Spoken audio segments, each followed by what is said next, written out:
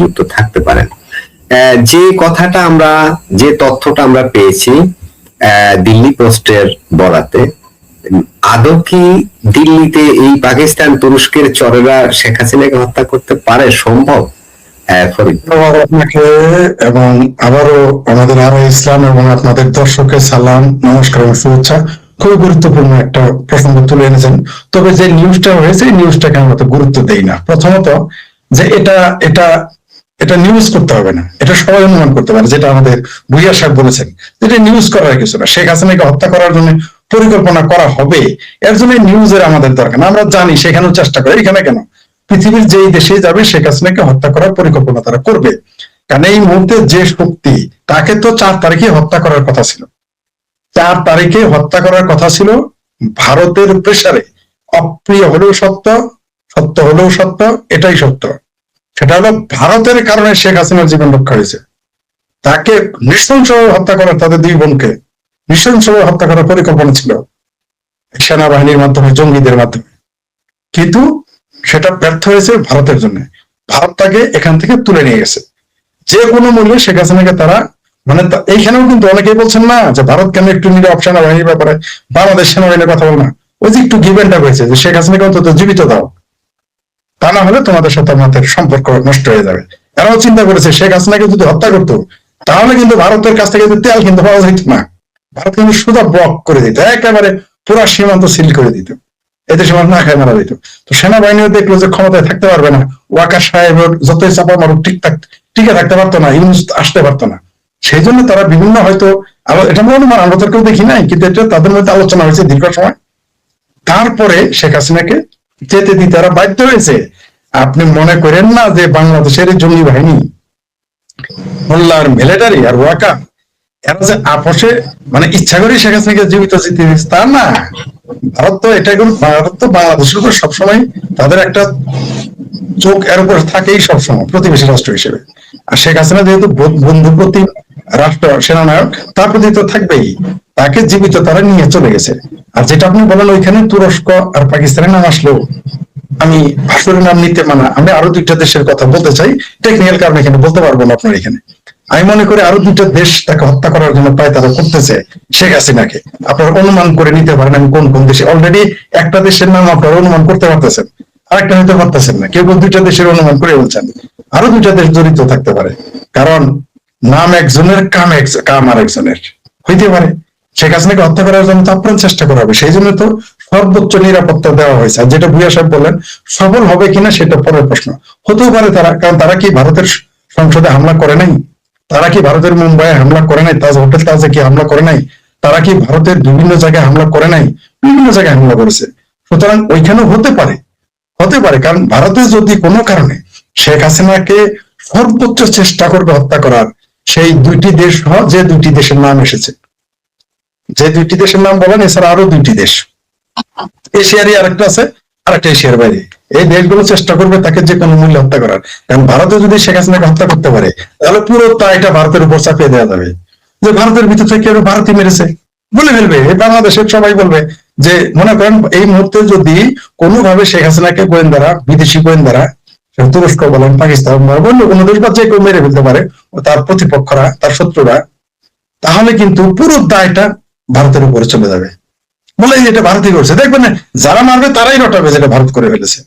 সুতরাং ভারত এখান থেকে সর্বোচ্চ নিরাপত্তা দেওয়ার চেষ্টা করতেছে, এবং ভারত সর্বোচ্চ নিরাপত্তা দেওয়ার চেষ্টা করে যাবে বলে আমার মনে হয়। আর তারপরেও যদি তারা মনে করে, ভারত যদি মনে করে তাকে নিরাপত্তা দিতে পারবে না, আমার ধারণা তখন থেকে তারা রাশিয়াতে শিফট করে দেবে। যদি সে এই যে নিউজটা দিয়েছেন এটা যদি বেশি প্রেশার পড়ে ভারতের উপরে, তারা তখন এই নিরাপত্তা থেকে বেশি ঝুঁকি হলে তারা অবশ্যই মস্কোতে পাঠিয়ে দেবে, এটা আমি নিশ্চিত থাকি। তো আমার ধারণা ভারত তাকে এখানেই রাখবে। আমার ধারণা ভারত শেখ হাসিনাকে 95% সম্ভাবনা, যতদিন তিনি জীবিত আছেন ও বাংলাদেশে ফিরে আসার আগ পর্যন্ত, তিনি তাকে, শেখ হাসিনাকে ভারত তাকে রক্ষা করবে, নিরাপত্তা দিবে। তার উপরে কয়েক রকম হামলা হতে পারে। প্রথমত জঙ্গিবাদী হামলা হতে পারে, দ্বিতীয়ত ভিন্ন দেশি গোয়েন্দা, খোদ ভারতের ভিতরে কিছু মানুষ আছে তারা তাকে হত্যা করতে চায়। ভারতের যত মৌলবী আছে, শেখ হাসিনার নাম শুনতে পারে না। ভারতের যত কট্টর মুসলমান শেখ হাসিনার নাম শুনতে পারে না। কেউ না, একজন আসামে লক্ষ লক্ষ মুসলমান আছে, তারা শেখ হাসিনাকে হত্যা করতে চায়, তারা ভারতীয়, এমন না যে বাংলাদেশ থেকে মাইগ্রেট করে গেছে। আমি নিজের কানে এগুলো শুনেছি। শেখ হাসিনা তখন ক্ষমতায়, এটা আমি লিখেছি ফেসবুকে আগে, এমন না যে এখন বলতেছি। শেখ হাসিনা ক্ষমতায়, তো আমার সাথে যারা গিয়েছেন তারা বিএনপি পন্থী মানুষ, মানে বিএনপি নেতা না, তারা বিএনপি সমর্থক। আসামের লোকের সাথে তাদের পরিচয় হয়ে গেছে। আমি ওখানে দাঁড়িয়ে আছি, আমাকে চিনতে পারে নাই, কারণ বুঝতে পারে না আমি চা খাচ্ছিলাম, চেন্নাইয়ের কথা বল, চা খাচ্ছি। তো আমাকে দেখে মনে করছে আমি তামিল, আমার তো এরকম কালা মানুষ, আমি ওরকম চেহারা। আমারও তো এমনকি খুব ইন্ডিয়ান ইমিগ্রেশনের মাঝে মাঝে ভুল করে ফেলে যে আমি বাংলাদেশিদের লাইনে কেন থাকি, এরকম হয়েছে কয়েকবার। যাই হোক, অন্য দেশে গেলে এটা ঘটছে, আমার মনে করছে যে মানে পাসপোর্ট হয়ে গেলে আমি ইন্ডিয়ান মনে করতে। যাই হোক, তো ওই লোকটা হয়তো বুঝতে পারেনি আমি ইন্ডিয়ান না, মানে আমি বাংলাদেশি না, বুঝতে পারে নাই যে আমি বাংলাদেশি, ও ভাবছে আমি ইন্ডিয়ানি। তো সেখানে কথা বলতে কি বলতেছে জানেন, তোমরা শেখ হাসিনা মেরে ফেলতে পারো না। আমার পরিচিত তাদের, আমি তাদের সাথে এক হোটেলে আমরা থাকি পাশাপাশি। বলছে শেখ হাসিনা মেরে ফেলো না কেন? তখন আমি গেলাম, তখন আমি শুনছি কি বলে, যে আমার সাথে আছে সে তো চমকে গেছে, ফরিদ কি বলে, ফরিদ না জানি কি বলে। তাই তখন বলতেছে যে আরেকজন ছিল, কেন মারবে, কয় সাইদিরে ফাঁসি দিছে, নিজামিরে ফাঁসি দিছে। আচ্ছা, আসামের লোক সাইদিরে ফাঁসি দিছে, নিজামিরে ফাঁসি দিছে, কাদের মনে আসামের লোক কেমন জানলো? আসামের লোকের এত সিট লাগে কেন ভাই? তার মানে জঙ্গিবাদ, বাংলাদেশের জঙ্গিবাদ, জামাত যেগুলো বললেন একটু আগে, ওগুলো আসামেও আছে, ভারতেও আছে। ফরিদ ভাই, আসাম তো কাছে, এ শুধু এপার ওপার আসাম, তাই না?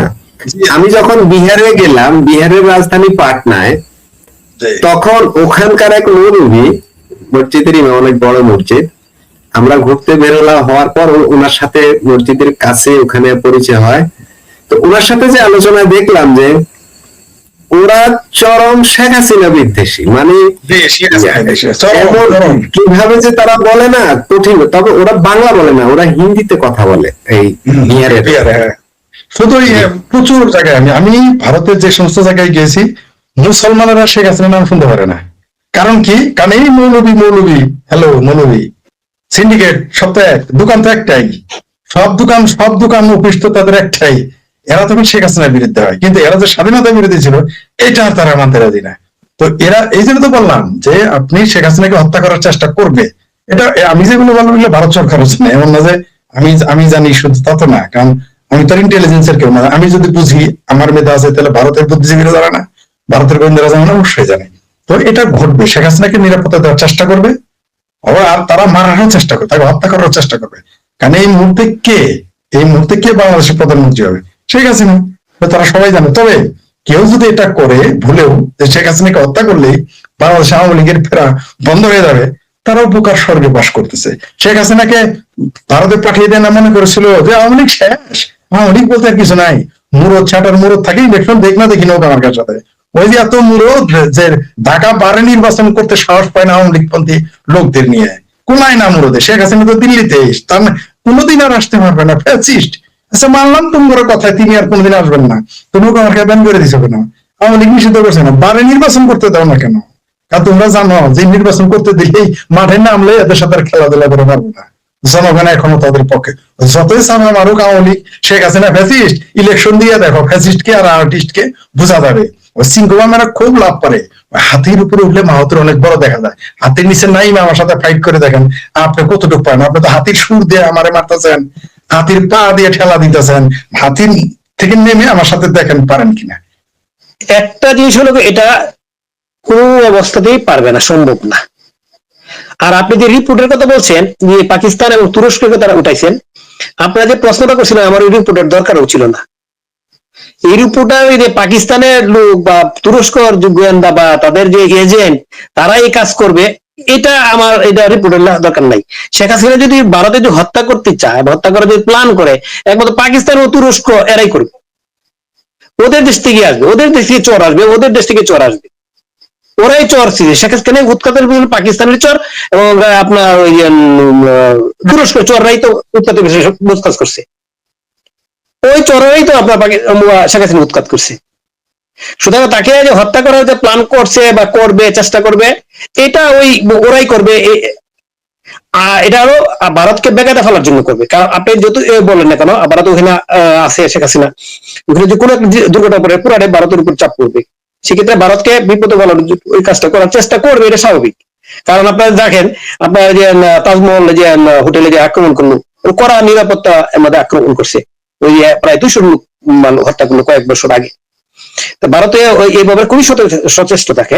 তো তাজমহল হোটেল আর শেখ হাসিনার যে আপনার সিকিউরিটি, এটা তো ভিন্ন একটা, আমরা যতটুকু জানি হাই সিকিউরিটি এর মধ্যে থাকে সেখানে, ওটা আরো চেষ্টা করতে পারে। আর জঙ্গিদের তো কোনো ইয়া নাই, জঙ্গিদের কখন কি করতে পারে এটা তো বলা মুশকিল, যে কোনো কিছু ঘটাইতে পারে। সে ভারত এই ব্যাপারে ইয়ে আছে, অ্যালার্ট অবশ্যই আছে, কারণ তাদের যেহেতু তাদের শেখ হাসিনা ওইখানে আছে, তাদের একটা বিরাট একটা দায়িত্ব তাদের উপরে, সুতরাং ওইটা কি করতে পারে না পারে। এই যে আমাদের দর্শক কমেন্ট করে বলছেন জুবায়েদ চিম, মানে যে ছেলেটার ওই রিপোর্টে যে তথ্যটা দেয়া হচ্ছে যে সেখানে কারা কাজ করছে তাদের মধ্যে একজন হচ্ছেন এই জুবায়েদ চিম। না সেটাই তো বললাম আপনাকে, তারা চেষ্টা করবে 100%, এটা 100। শেখ হাসিনাকে মানে উৎখাত করছে তারাই, ওই যে আপনার ভারত এবং আপনার তুরস্ক, এটা তো আমরা সবসময় বলি, এবং এই কাজটা তারাই করার জন্য প্ল্যান করতেছে। পারবে কিনা পারবে সেটা, তবে চেষ্টা। পাকিস্তান তুরস্ক ভারত শব্দটা, হ্যাঁ পারবে, হ্যাঁ পাকিস্তান তুরস্ক, সরি, হ্যাঁ পাকিস্তান, আমি পাকিস্তানি বলছি না, আসছে ওইটাই পাকিস্তান তুরস্ক, হ্যাঁ পাকিস্তান তুরস্ক, ওইটাই হলো কাজ। কারণ আপনি পাকিস্তান হলো জঙ্গিবাদের আতুরঘর, ইন্টারন্যাশনালি স্বীকৃত জঙ্গির আতুরঘর হলো পাকিস্তান। এবং এই ইদানিং কালে এসে গত কয়েক বছর ধরে পাওয়া যাচ্ছে যে এটার সাথে তুরস্ক জঙ্গিবাদের সাথে যুক্ত আছে।